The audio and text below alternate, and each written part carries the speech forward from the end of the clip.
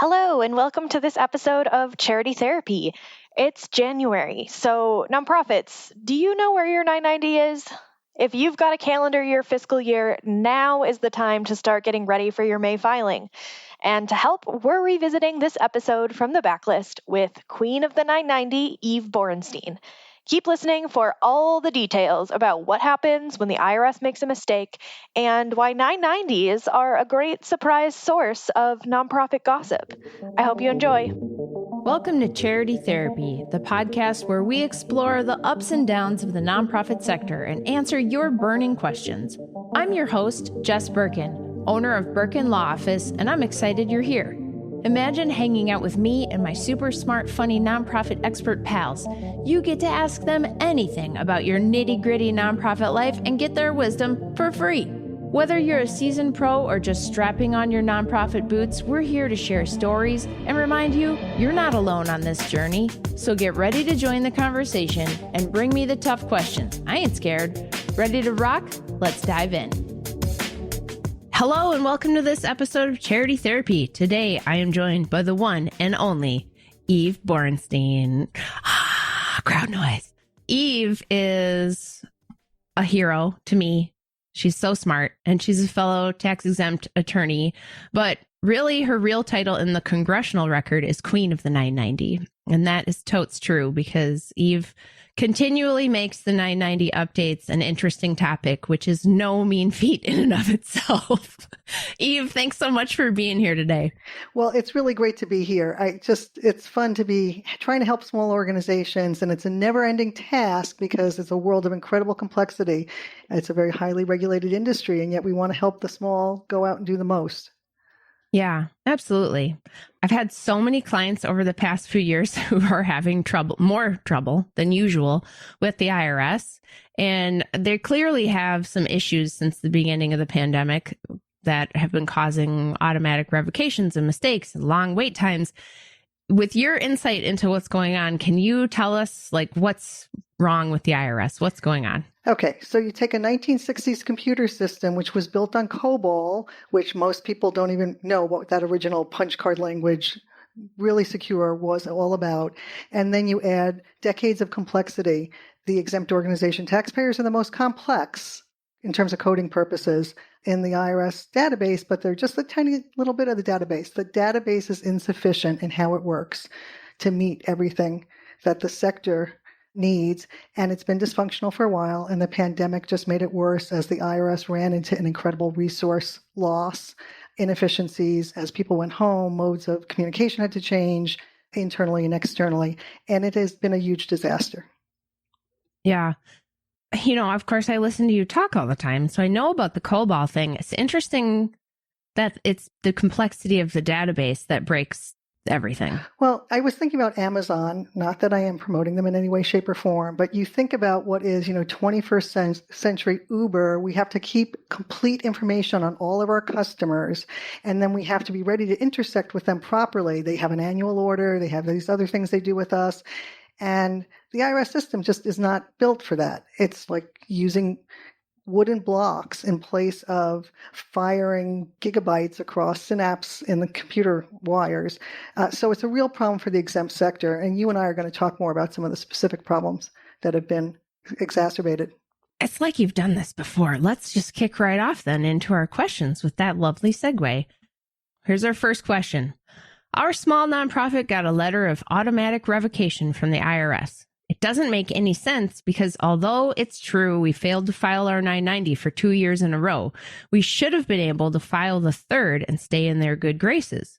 We filed our 2020 990 EZ before May 15th as required, but then the letter came saying we'd been revoked. I tried to contact them and point out this was a mistake, but all they wrote back and said was there's no appeal process for an automatic revocation. What should we do? Okay, so keywords with the IRS right now, or the key word is erroneous, and you already used it, Jess. But when the IRS does something wrong in its system, it generates a result that is erroneous. Okay, so here you have an organization, because of the straight up paper backlog. Now if this was really a 2020 refiling, if it was an EZ, you could still paper file it. If it was a 990, you were supposed to e-file it. So it wouldn't have been lost in the paper log. It would have been potentially, in the ethos of their system, but at least it would have been processed faster. Paper filed returns are usually backed up from 2019. They're just resolving that. Your 2020 return that went in on May 15th of 2021 wasn't there in time for the IRS to see that you saved the fail. You needed to have them see it before they saw it in their systems. So that revocation is because of their mistake. So there's an erroneous auto revocation. This is the second year of them. There are, tens of thousands. I'm sure there are something like 50,000 organizations in that boat. There is a fax line, which I forgot to write down. It's okay. We'll put it in the show notes later if you want to send it to me. Yeah. And the IRS website, I promise, if you just search erroneous auto revocation, there is a fax line where you will send your information. I do want to speak to the letter that you got back. It is true that you cannot appeal a automatic revocation. However, when one is erroneous, you can undo it. So, you got back a form letter that said the right thing, and it's almost a miracle to me that somebody read it and responded. Right. Props to them for actually paying attention. That's number one. A larger issue that I just want to point out here, or wider issues, 990s are dealt with as my accountant needs some information. That is not true. Your organization has, if you're big enough, maybe an annual report. You send it out to your supporters, et cetera. You post it on Facebook, whatever. The 990 is your annual report. It's your report to the world. You cannot control where it goes. It is completely visible. Once filed with the IRS, maybe backlogged right now, but you'll be able to see it. There are free websites that have them all the way back to 2003. It's really easy for your funders, for your supporters, for your board members, for people who don't like you, et cetera, to see your 990s and 990 EZs. This is your responsibility. Knowing that you didn't do it for 2 years, being in a small organization boat of the treasurer told us they were going to do it and they didn't do it. Every board member needs to know that can't happen. So medium, large, and small organizations all need to make sure their 990 speaks the truth about them and that it's being handled properly. Accountants are not psychics. They do not know all the answers to the questions, except the number questions, which only take up like 20% of the form. So this is in partly on you. Don't ever get to a situation where you're 2 years in arrears, and don't yourself file something that's erroneous. Don't claim that you can do a 990N if you can't, because that's just going to poke the bear and help Jess and my retirement fund, as we try to say that you didn't really mean the mistake that you. Yeah. It's so true though, and it's it is. I wish that I had a magic wand that I could just wave at nonprofit boards and be like, you now care about the 990, because it is so important. And just the fact that they dropped it for 2 years, I love that they were trying to be on top of it, and maybe there was turnover and somebody realized. But it's like, okay, but now, like, what are we going to put in place to make sure that never happens again? And with a dysfunctional IRS in the world of erroneous revocations that started to happen in the fall of 2020, when the IRS wasn't processing the 19 returns timely, and we were already in pandemic times, a lot of organizations were forced to create a new entity because it was faster to get a new C3 letter than it was to just start all over. If you're automatically revoked, you have to file a new exemption application. So, a new group with a new EIN could come in. So that's just horrible. I try to create a warrior force of 990 ninjas in the accountant community, and I like to teach on the 990, but really the best way to teach on it to lay people is to go through and say, hey, look at all the gossip I just got about you guys. So, think of it that way. I love that. Yeah. Also, warrior force of 990 ninjas we need t-shirts that say that you can like shoot out of a t-shirt cannon at conferences that you speak at with accountants. I love it. Yes, right. Also, saying the word erroneous so many times is giving me flashbacks to my childhood in the 80s, where there was this guy named Ernest, and it was like a comedy thing for kids. And there was a Ernest Goes to Camp movie, and the eggs erroneous. I dare someone to look that up and figure out what Ernest has to say about eggs erroneous. All right. No, I'm going to be rewatching some Ernest Goes to Camp with my children and finding out they don't hold up is my prediction. That's better than me working on 990 webinars. if you want to see someone ultimately look really bored, it's me after the 13th hour of that. Oh, yeah. Well, let's give you another question and try and inject some more excitement into your day. Here we go.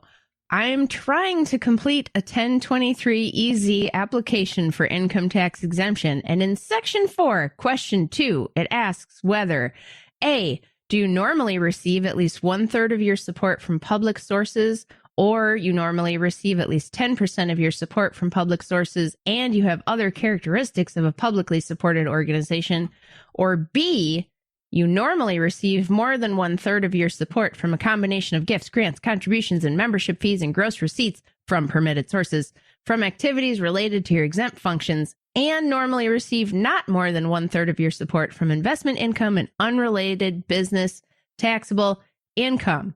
Oh my gosh, what are the qualities of a publicly supported organization the IRS is referring to, and how do I choose whether to pick A or B? Okay, bear with me because I'm going to riff on this. So you guys could not see me just shaking my head the whole time she was reading this question, which is exactly what I was doing when I read the question, because the easy is for these small organizations. And it's shorter because it's basically a postcard registration thing, except for one of these questions. Shorter than the full Form 990. But let me just say in the full Form 990, the parallel question, are you meeting the first public support test, doing the, I meet a third generally for blah, blah, blah, blah, blah. Or are you meeting the second public support test, which brings in program service revenue, which the first public support test didn't. See, I'm already turning you all off and you're not listening. Okay. The full 990, in those two questions are followed by a third. And the third is, we don't know yet. You'll help us figure that out at the end of our 5th tax year. Why they don't do that on the easy is beyond me, but thus the question. Right. And the real question the person asked was, can you explain what this is? And no, I can.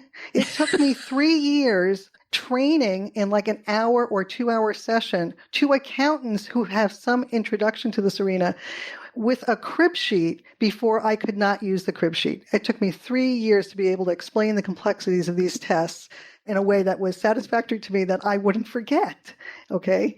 So let's just change the question. I will answer that question, but let me change it to the real answer that the person asked for, which is it to A or is it to B? Okay. Here's how you remember the answer. To be or not to be. Okay. It's not to be. It's never to be. There's never to be. Okay. 95% or more of the time, organizations are going to meet the first public support test, and that's the one in 2A. You're going to give a yes to 2A, not a yes to 2B, which is the second public support test. The first public support test just said when you went out there and were soliciting money from the public, you had some diversity of donors.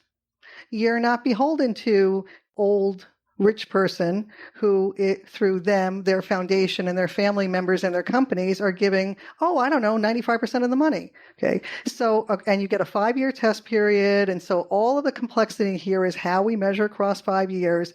But, it's easy to spot from a mile away when someone flunks the first public support test. So it's not that easy to explain how to go out and do it because you're just going to go out and do it. And by the way, the donation platforms these days online, which are using their own C3 public charities, which is what you're checking the box you qualify for under one of the 2 public support tests since you're not a school, church, or hospital.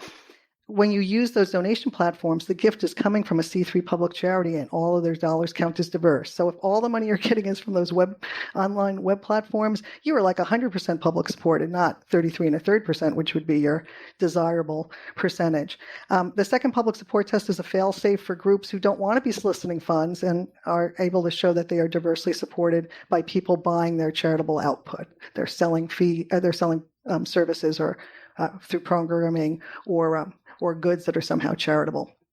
So it'd be like summer camp or something where your activity is right. charitable, but you've got a fee for service revenue model. Exactly.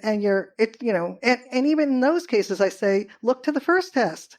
First public support test, you're probably meeting that just because you have program service revenue. You ain't building that new camp cabin with just camp fees, is my guess. You right. probably actually are publicly supported with donations. Yeah. So anyway, please remember my Shakespeare. To be or not to be. Don't use not to be. Not to be. Yeah. I see so many nonprofits that like really screw that up where they say, a lot of times they're going through like LegalZoom or something, where they've said they have one donor. And what they mean is right now I'm personally donating all the money to get this thing going, but they end up creating a private foundation and accidentally. Actually, it's buried in the easy instructions, which again made my head explode. Like, really? You wrote these really hard... Oh, and they said that the instructions were simplified about the tests. And then for the first test, there was 7 steps, which were gibberish. And then for the second test, there were 8 steps. It's like, really? You said these were simple? This was a simplified realm. At the beginning, before they describe the lines, they point out that if you haven't been around, you're just talking about what you already have accomplished and the next number of years in the future to get you to 5. Can you, in good faith, say, we're trying to get diverse donations? Yep, you can. That's why you're going to check 2A. And that's why I appreciate the question, even though I kind of ran afield on it, because it's an easy answer. And truly, 95% or more of all C3s who are meeting one of the 2 public support tests either are or should be. Some of them are still doing all the additional data for the other tests, but they easily would meet the first test. You will all easily meet the first test. And those of you who don't have a fallback, and you can figure it out in year 6. So don't worry about it now. Yeah. Man, the IRS stuff is just not written for human consumption. Well, that's Congress.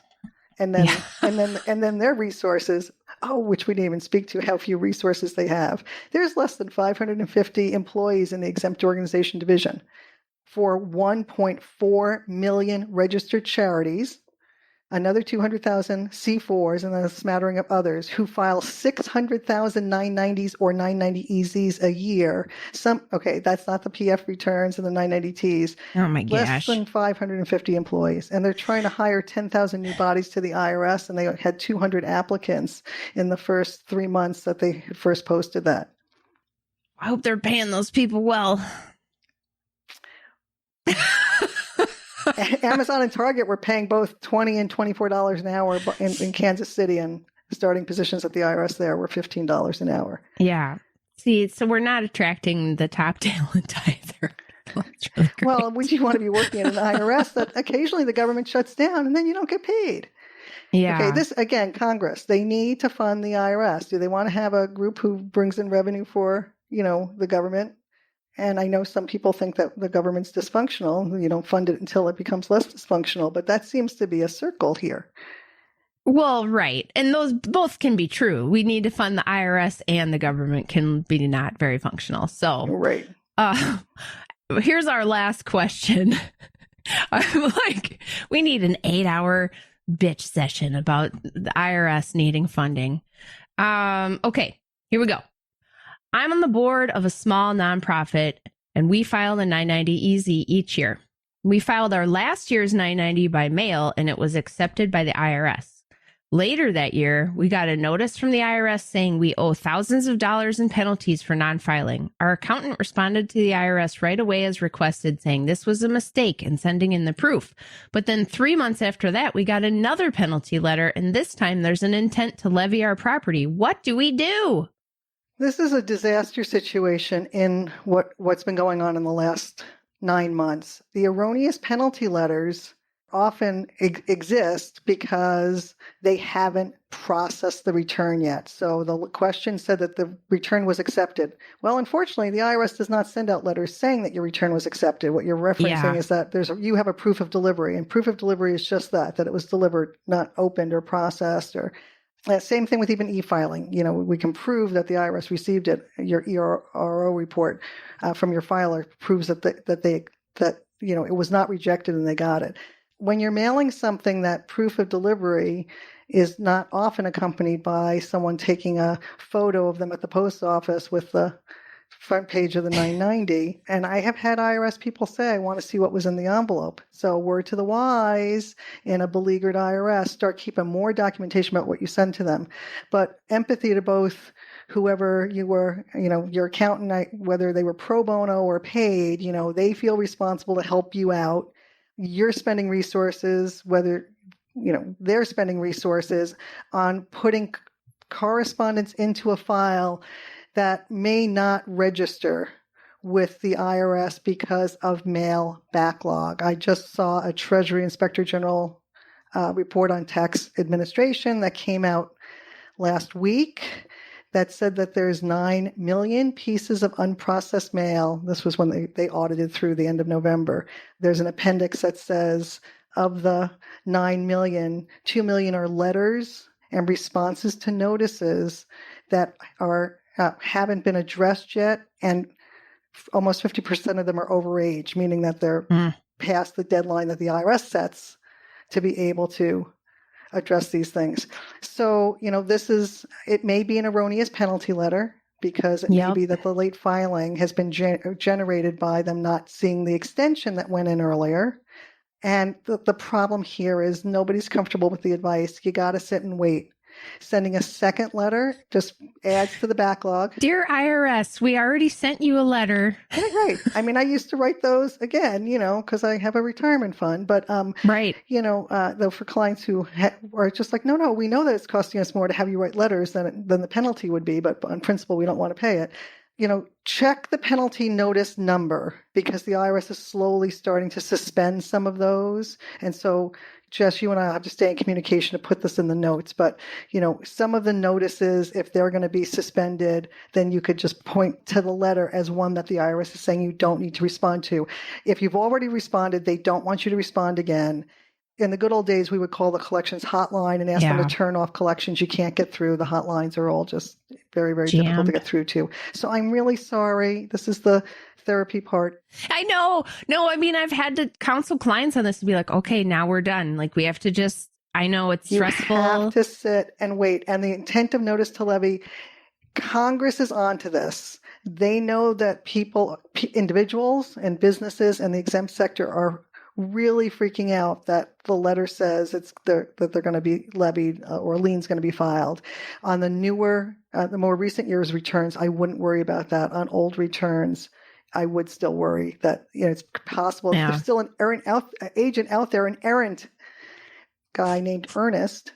Right. Erroneous notices. Right. Well, he's erroneously doing a job that they told him not to do, but the message didn't get to him because the email. That's the next Ernest movie. Ernest goes to the IRS. That's clearly what's wrong with the IRS is Ernest works there now. Well, oh my gosh. Yeah. I hate to bash the IRS because I think they are trying to do so much. Like they said at a professional meeting, I think probably you were also listening in on, Jess, the TEGEEO Council. Yeah. They're like, go read our website. We have so much information there. And then someone like me goes there and I find like mistake there and mistake there. And I happen to have some tech friends up there and I write them and I say, that would be really helpful if you clarified that because it contradicts something on another page. And then they try, but they have to find the penny that's going to take to do that. Right. Before they can flip that switch. Software technology is their hardest problem. And the fact that they have so few people means that any chance of running what they're going to do by real people, they don't have the bandwidth to do that. Because we used to beg them, could you just show us what you're going to post? And if none of us understand it, then maybe you have to rewrite it. Yeah. And they're like, well, it's technically right. It's like, yeah, but it's not understandable, which is much of what people say about my talk. So I'll be quiet now. I feel like you make it as digestible as it possibly can be. And that's the thing, because it's not very digestible. I mean, I did my damnedest on that last question before to make it sound like a human was saying something. But the problem is their words, they just don't communicate in a way that regular people can understand, let alone attorneys, you know? So I have to tell you the thing that just made me laugh hysterically. On LinkedIn, a DC colleague pointed out that her power of attorney to the IRS was rejected. And the rejection letter says, well, attorneys have to show what jurisdiction they're licensed in. They use the letter A. because, the alphabet, and attorney starts with okay. And you didn't put a state in, you put in DC. So we're returning it for you to. Okay. So really the rule says what state or other local jurisdiction you're licensed in. But somebody at the IRS said, well, it has to be a state, and then wrote a letter that said it had to be a state. Nobody vetted the letter that said it has to be a state. It does not have to be a state. And so this got posted on LinkedIn with a hashtag DC statehood, which I thought was very amusing. But in any case, I mean, if we were going to spend the day laughing at poorly written IRS letters, I could get you going on that, Jess. I mean, that could be a podcast unto itself. Maybe you should start that. I can help you get set up. Yeah, they should number. By the way, then I years ago told them that I thought that the 990 should be renumbered to 666. I had checked and it was available. But I think, on the grounds of separation of church and state, they were hesitant to do that. I love that so much. Oh, well, okay. I've got like 3 kind of key takeaways. And if you've got any more, feel free to chime in. Here's what I've got based on our questions today. Kind of going in backwards order. If you've got an intent to levy and it's a newer return, just try to wait. Just try to just wait it out, even if it's hard. And then secondly, it's okay if you can't understand what the IRS is saying. If you're looking at a notice or, information online and you're just like totally confused, or you're doing a tax exemption application, even we think it's confusing a lot of times. So don't feel bad. It is just not written for human consumption. And then sort of the last one that bubbled up for me is file your 990 every year. It is your best PR tool. It's not just a necessary evil that you have to go through. It truly is how you can tell the world what a great job you're doing. And the proof of that thing about the 990, because on the EZ, it's less evident that this is a great gossip sheet, etc. Both EZ and the full form ask you to talk about your program accomplishments for the year. Oh my gosh, this should change every year. Accomplishments for the year. And it has numbers on it. How many people did you serve?